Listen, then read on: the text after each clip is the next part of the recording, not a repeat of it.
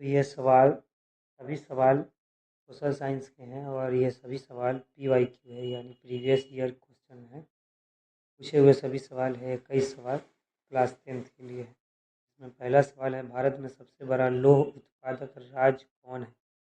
यानी कौन सा है जहाँ सबसे ज़्यादा लोहा उत्पादन होता है, पैदा होता है?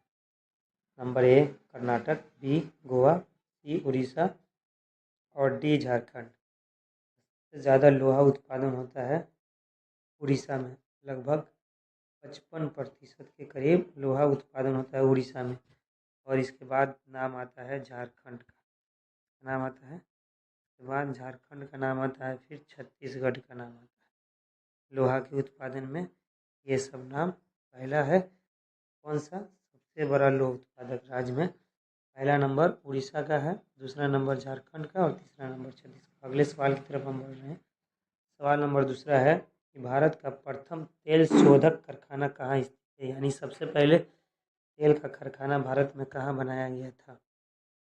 Option A Mathura, B Barauni, C Digboi और डी पटना।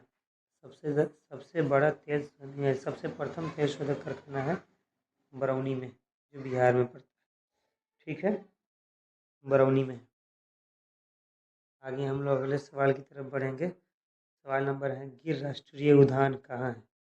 तो गिर राष्ट्रीय उद्यान ऑप्शन है अरुणाचल प्रदेश, बिहार, असम और गुजरात। तो गिर राष्ट्रीय उद्यान लोग का गुजरात में, जो सौराष्ट्र प्रायद्वीप में स्थित है। जूनागढ़ से लगभग 53 किलोमीटर दूर दक्षिण पश्चिमी जगह पर पड़ता है गिर राष्ट्रीय उद्यान, और ये गुजरात में है। ठीक, आगे हम लोग अगला सवाल की तरफ बढ़ते हैं। अगला सवाल नंबर है, भारत की प्राचीनतम कोयले की खान कौन है? यानी सबसे पहले कोयले का कौन सा कारखाना था, खान था, जहाँ से कोयला निकलता था?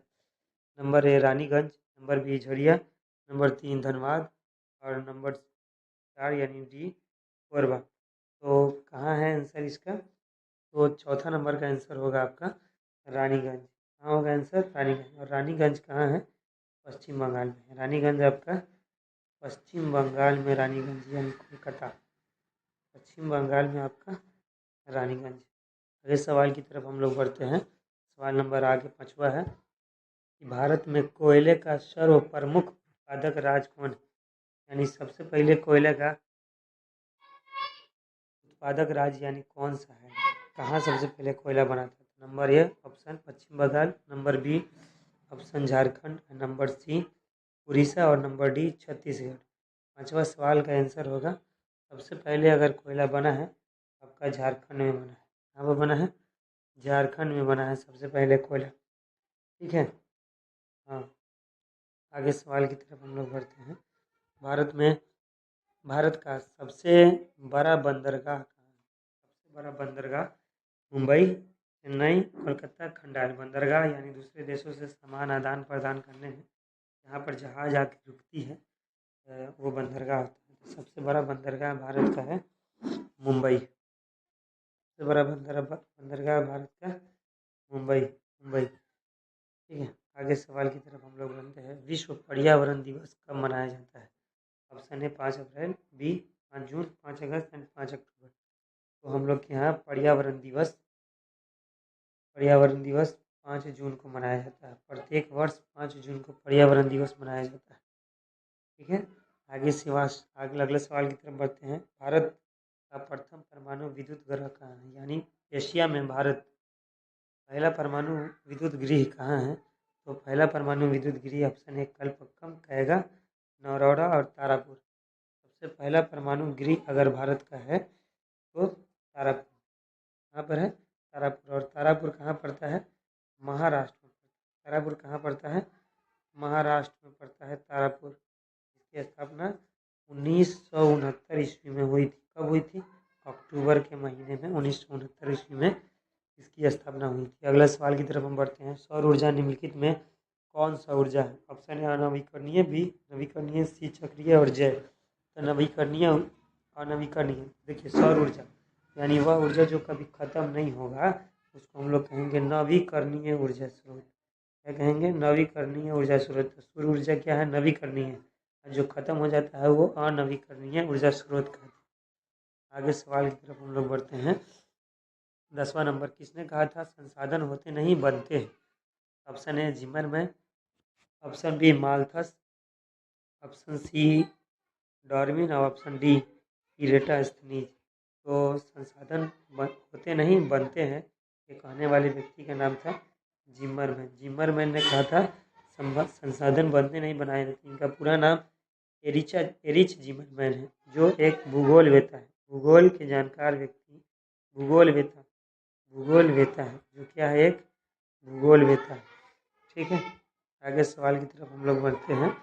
भारत में प्रथम जल विद्युत संयंत्र की स्थापना कहाँ हुई थी? ऑप्शन है शिलोंग, शिवसमुद्रम, दार्जिलिंग और अगरतला। सबसे पहले विद्युत संयंत्र जो बना था वो आपका दार्जिलिंग में बना था। दार्जिलिंग आपका कहाँ है?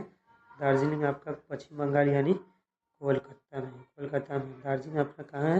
कोलकाता में है। और इसकी स्थापना 1897 ईस्वी में हुई थी। इसकी स्थापना 1897 ईस्वी में हुई थी।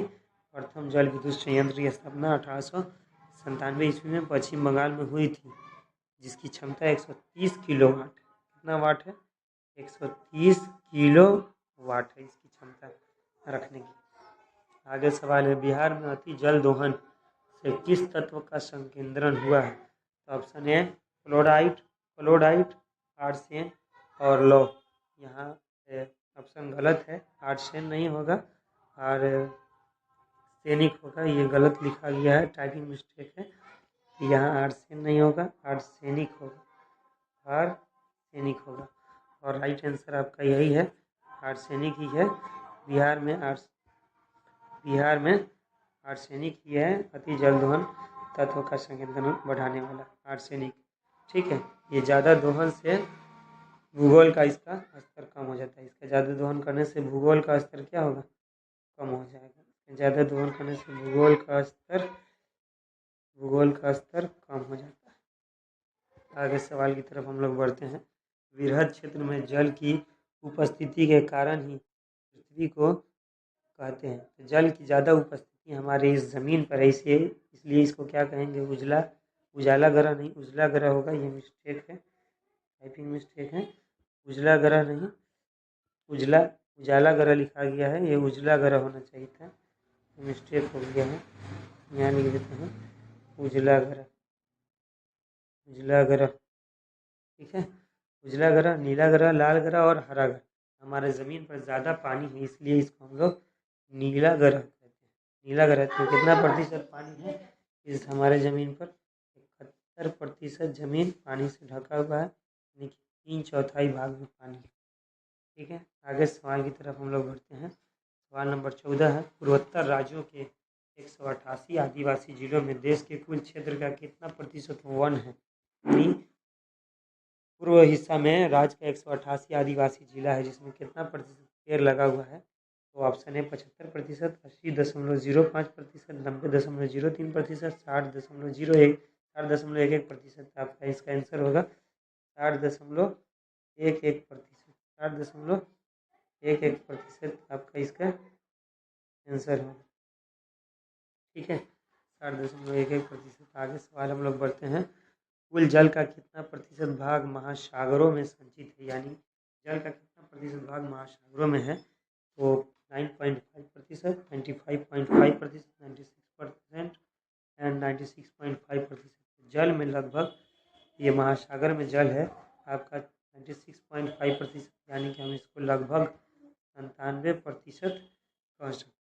और 3% जो बच गया, वो 3% वो ताज़े पानी की, जो ग्लेशियर झीलों में, नदियों में, भूजल में जाके मिल जाती है। 3% लगभग ग्लेशियर झीलों में, नदियों में जाके मिल जाती है ताज़े पानी की झील। विश्व में वन विकास में चीन के बाद भारत का कौन सा स्थान है? वन यानी पेड़ पौधा के विकास में चीन 1 नंबर पे है। तो भारत क्या नंबर पे है? पहला नंबर, दूसरा नंबर, तीसरा नंबर और चौथा नंबर। तो चीन तो 1 नंबर पे है, तो भारत 1 नंबर पे नहीं है। भारत आपका 2 नंबर पे। कितने नंबर पे है भारत? 2 नंबर पे है विश्व में। आगे सवाल की ओर हम लोग बढ़ते हैं। FAO वानिकी रिपोर्ट के अनुसार 1948 ईस्वी में विश्व में कुल कितना हेक्टेयर भूमि, FAO वानिकी रिपोर्ट के अनुसार विश्व में कितना हेक्टेयर भूमि? तो हम लोग समझेंगे कि FAO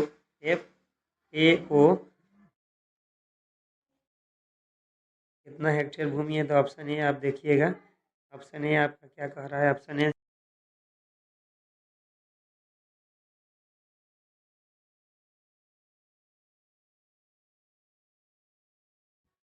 6 अरब हेक्टेयर और 6 अरब हेक्टेयर, 4 अरब हेक्टेयर, 8 अरब हेक्टेयर और 5 अरब हेक्टेयर, लगभग ये 4 ऑप्शन है। तो इसमें FAO के अनुसार अगर देखा जाए तो 17 का सवाल है। FAO के अनुसार 4 अरब हेक्टेयर वन है इसमें, ठीक है।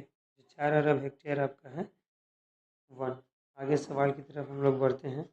अगला सवाल हमें, किस राज्य में वन का सबसे अधिक विस्तार हुआ, यानी सबसे ज़्यादा वन बढ़ा है? तो आपका ऑप्शन है ए केरल में, कर्नाटक में, मध्य प्रदेश में, उत्तर प्रदेश में। सबसे ज़्यादा वन आपका बढ़ा है तो वो मध्य प्रदेश में बढ़ा है। मध्य प्रदेश को भारत का दिल कहते हैं। दूसरा नंबर में आता है अरुणाचल, दूसरा नंबर में आता है अरुणाचल प्रदेश। अरुणाचल प्रदेश, पेन नहीं हाथ से लिखना पड़ रहा है, इसके कारण दिक्कत हो रहा है। तीसरा नंबर में आपको आएगा छत्तीसगढ़। छत्तीसगढ़ तो एक नंबर पे कौन है अधिक विस्तार में? मध्य प्रदेश। दूसरे नंबर में अरुणाचल प्रदेश, तीसरा नंबर पे छत्तीसगढ़। कोयला किस प्रकार का संसाधन है? ये रिपीटेड सवाल है, दोबारा आ गया है। कोयला आपका नवीकरण, गलत हो गया। कोयला आपका अनवीकरणीय संसाधन है, यानी वह संसाधन जो खत्म हो जाएगा उसको हम लोग अनवीकरणीय संसाधन कहेंगे, और सूर्य को हम लोग नवीकरणीय संसाधन कहेंगे। आगे सवाल की तरफ बढ़ते हैं। अगला सवाल है, प्राणियों के शरीर में कितना प्रतिशत जल की मात्रा होती है? 60%, 65%, 70% और 75%। प्राणियों के शरीर में 65% जल की मात्रा होती है। 65% हिस्सा हम लोग का जल से भरा हुआ है। अगला सवाल और आखिरी सवाल है, पूर्वोत्तर राज्य के, ये रिपीटेड सवाल है, दोबारा आ गया है। ये सवाल आपको फिर पहले भी कराया गया है, 14 नंबर में ये सवाल आपको कराया गया होगा। पूर्वोत्तर राज्य के 188 आदिवासी जिलों में सबसे कुल क्षेत्र का कितना प्रतिशत वन है? तो इसका आंसर आपका होगा 60.11% वन है, ठीक है ना। कुल मिला के ये खत्म हो गया आपका सवाल।